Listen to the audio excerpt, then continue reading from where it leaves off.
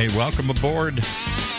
Time to grab your board right out into the sea and see if you can catch that sales pipeline that's just starting to curl up over the horizon there with the one man who can predict everything, including the Super Bowl winner, Matt Hines. You know, I read an article this morning that said that the San Francisco 49ers, and we may have to bring this up because I know our guest is based in San Francisco, that they are one of the most unexpected Super Bowl teams in Super Bowl history, which really surprises me. Wow. I mean, they were terrible last year. I mean, part of the reason they're good this year is they've got an incredible rookie pass rusher that they got because they had the second pick in the draft because they were terrible last year. Yeah, all of right. a sudden, they're in the Super Bowl. They got Marshawn Lynch. They got a great starting group, but they weren't really talked about. That's true. They came from kind of nowhere to suddenly dominance. Well, I know that everybody has their own way to predict who's going to win. My 5-year-old grandson has what I think may be the simplest method. All throughout the playoffs, I'm trying to root for all my home teams, the Vikings or even the Packers. He says, Grandpa, the red team always wins. I said, why? He said, because that's my favorite color.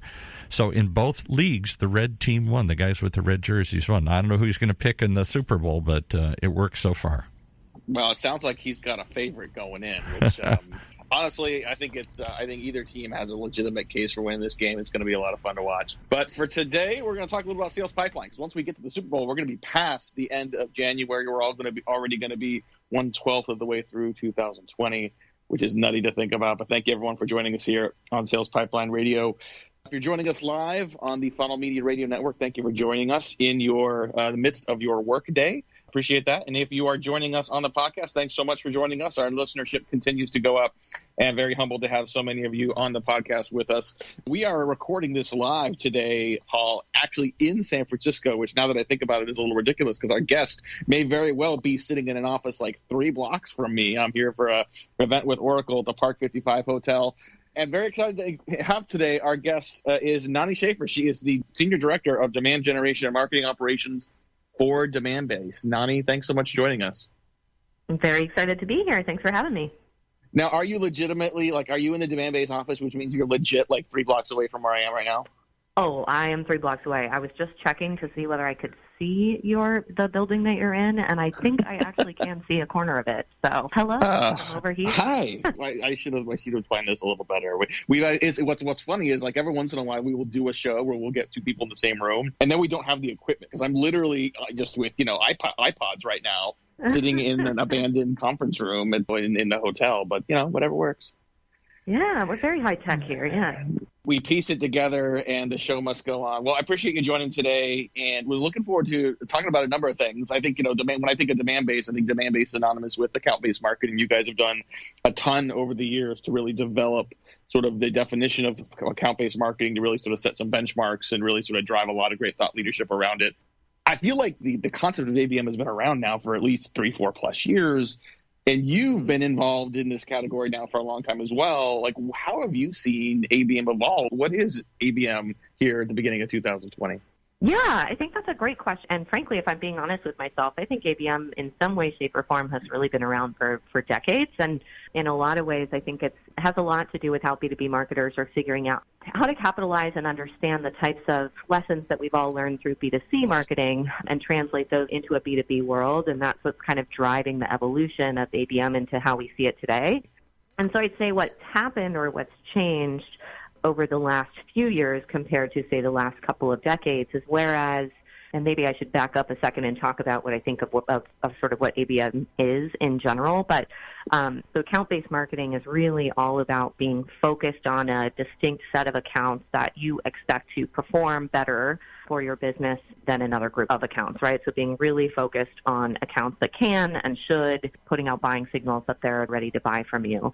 And so I think whereas in decades prior, that sort of came to life through much more manual, hands-on, sort of one-to-one marketing, in today's world, we've got the advantage of being able to scale that same type of personalized attention and focus to a much broader set of accounts. So whereas before, ABM would have been limited to tens or dozens of accounts, in today's world, you can escalate that and scale that out to hundreds, if not thousands of accounts to be doing that same type of specialized marketing to. So For me, what's changed in the last year is the arrival of technology and the arrival of this bringing in AI and machine learning into that process so that we can personalize at scale, so that we can understand better precisely who it is we should be targeting and when, and helping those accounts kind of through their buying cycle. So the way you just described that, I mean, I liked everything you just said about ABM. And the one thing I didn't hear anywhere was sort of taking into consideration the size of the organization, because I think a lot of people think of ABM as, oh, this is enterprise marketing strategy. But what you just described about being personal, about customizing the approach and the message to the company and to the individual and the members of the buying committee, that doesn't necessarily imply a minimum size company. So can account-based marketing be applied to any target? Yeah. And it's actually a question that we get all the time, right? Because I think the initial instinct is to your point, right? Oh, we're doing ABM, and that means that's my field marketing team that are executing things for our super, super high-paying customers or prospects, right? But the reality is, although sometimes we see customers that cut their sort of broad target account list, which is really sort of the foundation of everything ABM, is this sort of core, most of the time, single target account list, figuring out how to segment that into different levels. And the way that you stack those up, you can think of like a pyramid, right? And at the top, yes, those you're going to be putting really heavy investment into. That might be closer to that initial one-to-one marketing that we think of. But as you move yourself from that top triangle down into the trapezoids of the pyramid, right, that's where you get into that scaled ABM approach. While that does typically mean that you're investing slightly less, doing less precise personalization, less one-to-one, and you're doing things that can be applied more broadly to a broader set of accounts, that doesn't necessarily mean that they're smaller targets, right? It could be, if you wanted to split them up that way, that might not be how you decide your level of investment, but rather that you decide what your message is to that account, right? It's relevant to you that account is smaller than another one if your solution or the problem that you're solving is different, right? Or if your buying committee looks different at a small account than a large one, then yeah, you're going to be taking different motions with that account, and that's a perfectly fine way of segmenting, but it isn't necessarily how you're prioritizing. You could have just as rich an audience in mid-market as you would in enterprise. Okay, let's follow this thread then to the next maybe potentially logical question, which is, we call this account-based marketing, and maybe this is just a revision or an upgrade on the marketing we've always been doing. I think, 5-6 years ago, there was a lot of frothiness around the topic of social selling. I don't hear that topic as much now because I think the tactics around social selling have just become a part of selling. It's just become sort of an integrated part of how successful people are selling. Is that where we're going with account-based marketing as well? Do you think that for companies to continue to go down this maturity curve, that this won't be a separate effort, that this will just evolve into the sort of table stakes of how companies market to their targets? It really could, honestly. I sort of waver back and forth between, is ABM synonymous with B2B, right? Is that what we're really talking about here, is being intelligent about the way that we're marketing to individual companies? Because if you ask any B2B marketer and you're like, hey, would you rather spend money on a company or a person that can't buy from you or one that can? Well, obviously, they're going to go with the one that they can, right? It's only the ability using technology now to be able to be precise in our marketing that enables us to do ABM in a different way. The other element I would add that we've seen with a number of our customers is thinking about, often when companies are beginning, right, when they're thinking about, I should probably do this ABM thing. It's pretty popular. I feel someone asked me to or whatever. Often they'll start in a pilot program with having a single leader or a group that's running things, and that's their ABM team, right, or that's their ABM initiative or pilot or whatever. As those companies continue to mature through their sort of growth into leveraging ABM as a strategy, those lines become much more blurred, and you won't have an individual who necessarily has ABM in their title, right, but rather the entire organization has shifted to focusing on these accounts that can buy from you. And because the concept of ABM is so broad now that it encompasses really not necessarily as broad as your total addressable market, all the companies that can buy from you, but it does at least encompass that one layer closer to the center of the companies that should buy from you, that are going to be good long-term customers. That now means that it's not that there's some one person in a corner that's thinking about how to do ABM, but rather that everyone on the team is doing it. And I find that too. It's funny when I get surveys all the time about ABM maturity and looking for trends or patterns or things. And when I get the question of what percentage of your budget are you dedicating to ABM, well, I get confused. I'm like, 100%? I mean, that's nothing that we're doing is not ABM. So I always kind of am like, everything. Yeah. Yeah. Well, and I think, I mean, if you have the choice of sending one message to diverse set of people versus one message to a more precise set of people or a precise individual, it stands to reason you're going to get better response, better impact, better engagement on the latter. You mentioned earlier sort of the fact that as this evolves, like everyone's doing ABM. And I think that applies obviously not just to marketing, but to sales as well. Can you talk a little bit before we have to take a break here about what sales role is in driving effective ABM programs and what it takes to get a sales organization aligned with the marketing efforts to create a truly integrated ABM approach?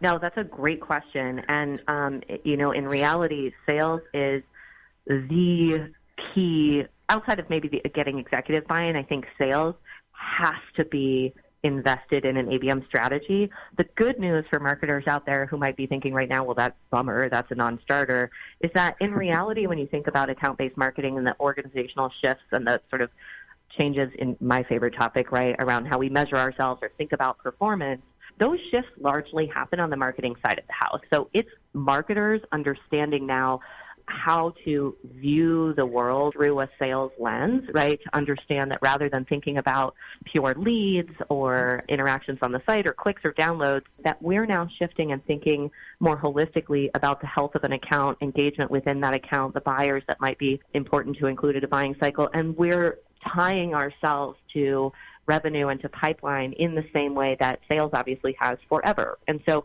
we're sort of volunteering ourselves to hop into the car with sales, but that isn't to say that they're not an important part and a more important part than they have been historically in helping us to understand how to do things further up in the funnel, rather than having marketing be the ones that are responsible for the top of the funnel and we at some point just sort of shove things over to sales and hope for the best. Now there's a joint partnership right from the beginning where sales is invested in helping us. One of the sort of key tasks or areas that they're helping with an ABM strategy is in the selection of our target account list, right? So they're validating that our hypotheses about the right accounts to be selling into are indeed the right accounts to be selling into. That's a huge component of an ABM strategy, and sales has to be invested and bought into that, because what we're saying as a marketing organization is, okay, you have now agreed with us that this is the right market for us to be selling into. When we get engagement, when we see whether it's spikes in activity on the website, whether it's engagement through other programs on the ground or digitally, whether it's intent data that we're seeing out on the web anywhere, when we give you those insights about these specific accounts, you're going to be ready, eager, and willing to react to that, right? And to be proactive about sort of going after these accounts together. And that can take some time, right? That often takes results. That takes sales seeing that this is working and that indeed these target accounts that we're investing heavily in from a marketing standpoint are converting at really high rates. Yep, got it. Well, we got to take a quick break, pay some bills. We'll be back with more with our guest, Nani Shaffer. We're going to ask her to talk a little bit about where ABM programs stall and what to look for to make sure your programs stay on track. Talk a little bit about what it's like to work at an ABM company. Got a little meta there doing ABM at an ABM company. Might even see what her prediction is in terms of which red team's going to win next week. We'll be right back on Sales Pipeline Radio. While there's no singular silver bullet to scalable revenue, there are strategies to improve the planning, coordination, and execution of the tactics to get you there. From Integrate and Heinz Marketing, read the Enterprise Playbook to account-based demand generation, designed for enterprise marketing leaders to explore new ways to generate demand, convert leads, and scale revenue.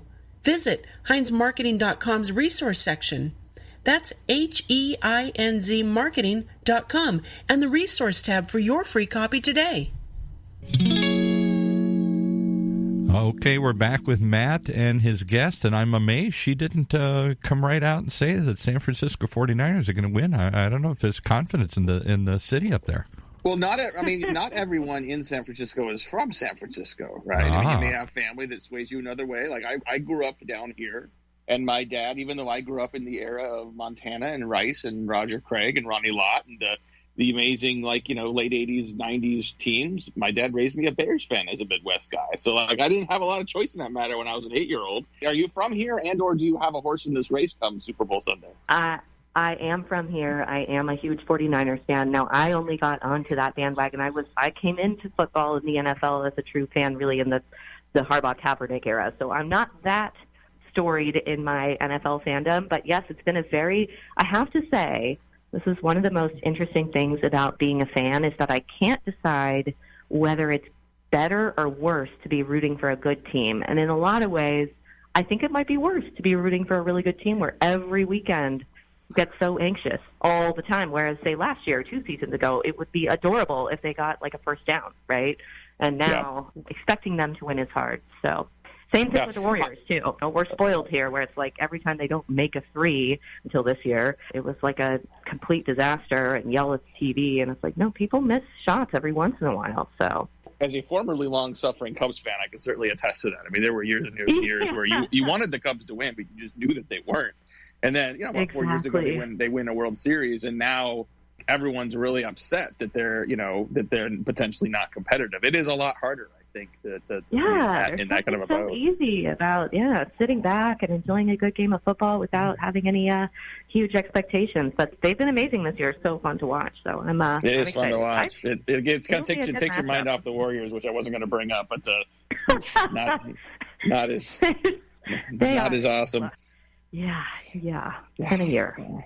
Yeah. Well, anyway, I know we've just got a few more minutes with our guest today, Nani Shaffer. She's the Senior Director of Marketing, Operations, and Demand Generation for Demandbase. And so you've got a little meta thing going on here, right? We're talking about account-based marketing. You're at a company that sells an account-based marketing platform. We don't have to make this salesy, but it's interesting. You get to see a lot of companies doing ABM, but then you're also doing account-based marketing yourself. And I'm just curious, what are some key lessons you learned about what it takes to take this great idea, right, and actually land it, actually sort of figure out how does it work on Tuesday? How do you make this not just a campaign but a culture change? What are some things you learned that are key to making that work? Yeah, no, I think that's actually a great point that you bring up is that this isn't a campaign, it's a culture change. And one of the things that I've been vaguely surprised by in a lot of ways, and I've been at Demandbase now for just about 6 years, so been through kind of a lot in our own internal ABM journey. And one of the things that we do as well is we track all of these things, right? We have sort of Demandbase on Demandbase, and it does get meta, but it's helpful to kind of think through how is it that we're not only leveraging just our technology, but how are we practicing what we preach when it comes to developing and executing a world-class ABM strategy. And frankly, that can put a lot of pressure on us, right? Because if we screw it up, like, that's not a great look if we're not doing ABM. And so one of the things that I would say, getting back to that kind of culture shift, is that the thing that can be easy to forget as you grow as an organization is that this isn't something that you can ever really take for granted. And when you're initially setting out and shifting to an ABM strategy, there's a lot of, it can be a heavy lift, right? And getting buy-in and making sure you've got support and that you've got the right data and that you've got the right tools and you've got the right people and you've got all of this stuff set up to shift to an ABM strategy is one thing, but it can actually be easy to forget how quickly that buy-in and that mindset and that mind frame can begin to erode. And so we constantly do have to be forcing ourselves to be deliberate about how we market to these target accounts, to not get sort of wrapped up into the temptation of marketing more broadly or falling back on those service level metrics that really aren't moving the needle. And one of the sort of very basic examples of this is just in that the maintenance of the target account list itself, right? And so we've actually had a really sort of big shift as we've grown. We've evolved the definition and the meaning and the thought process behind that, how that list is developed and maintained over the past 6 years. And that's been one of the most interesting things to me, is just to see how we've gotten more sophisticated about picking it, right? We started with kind of a, frankly, gut feel about who our best customers were and how we might find other companies or opportunities like that, to now really leveraging not only much more sophisticated data about how we can find the right accounts, but then also figuring out how we prioritize them, how we make clear, how do we leverage intent data, right? How do we segment these audiences into smaller segments that really matter, that we can measure differently, that warrant a different message. And so that's sort of one of those things it's just easy to forget, right, that you do need to keep that sort of mantra alive. And last thing I'll say on that, too, that's probably more relevant for this particular session, too, is keeping sales excited about this. It sounds so silly, particularly at a company that's selling ABM, but making sure that they're seeing and being reminded of the need to be careful about who it is that we're investing their time in, right? Time is their most precious resource, and we want to make sure that we're not delivering anything to them that they shouldn't be selling into. Yeah, no doubt. Well, we just got a couple more minutes with our guest here, and I think I wanted to make sure, give you guys credit for, for not just sort of creating a great ABM product, but also really investing in the community. I think you guys have done a great job around building the ABM certification and helping people build some of the initial skill sets to be able to sort of adjust the way they're thinking about marketing. And I think you guys run one of the better ABM conferences and communities that I see in the market today. And so I want to give you a chance to talk about the upcoming ABM Innovation Summit and what, for people that are heavily invested in ABM, people thinking about it, talk about the community benefit of being there, and maybe give us some teasers on some of the speakers you're going to have there this year. Yeah, really excited for, and thank you for the plug. That was very exciting. So we've got our ABM Innovation Summit coming up in San Francisco at Pier 27, March 17th and 18th. And really, I think what's great about this conference in general is that there truly is something for everyone. It's certainly not a user conference. There's no need to be a Demandbase customer, but it's about bringing together thought leaders who can help to teach each other about really how to take it to the next level with account-based marketing, and having sort of real-life practitioners in and speaking and talking about what they're doing in their sort of everyday ABM strategies, I think is one of the central elements of the conference that's most important, right, is that we do try and stay away from the sort of fluffier, high-level content and get into, show us what your dashboard looks like, tell us what step one is, how am I going to take this and apply this to my job tomorrow. So that's a really big focus for us. And then, of course, having sort of inspirational content as well, where we can get excited about things can you imagine, even beyond ABM, right? But thinking about our lives, I think about nothing else. But for others that want to be inspired, I think, we're having a keynote from the Challenged Athletes Foundation come in, and we're having Megan Rapinoe come in and really, really talk about how we think about ourselves in the broader context of the world. And then I'd also be remiss if I didn't mention that the conference offers a great opportunity to, as you mentioned, get certified in account-based marketing. And we've got 2 levels of certification this year, and it's an excellent way for anyone, frankly, whether you're just starting or you're at the most advanced levels of ABM, to come and learn what it takes to kind of take that to the next level. There's a lot of user conferences out there. A lot of companies do conferences for themselves, and there is a lot of very self-serving content. I've been to your conference a number of years in a row now, and I've just always been impressed with just how well you guys curate content. And you're right, it is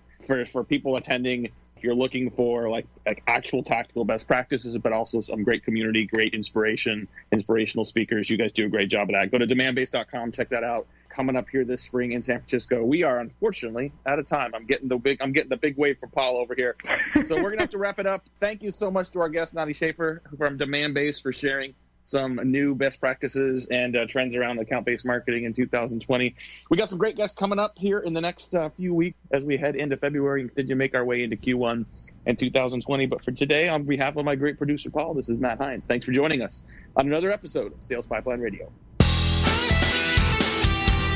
You've been listening to another episode of Sales Pipeline Radio, right here in the Funnel Radio Network for at-work listeners like you.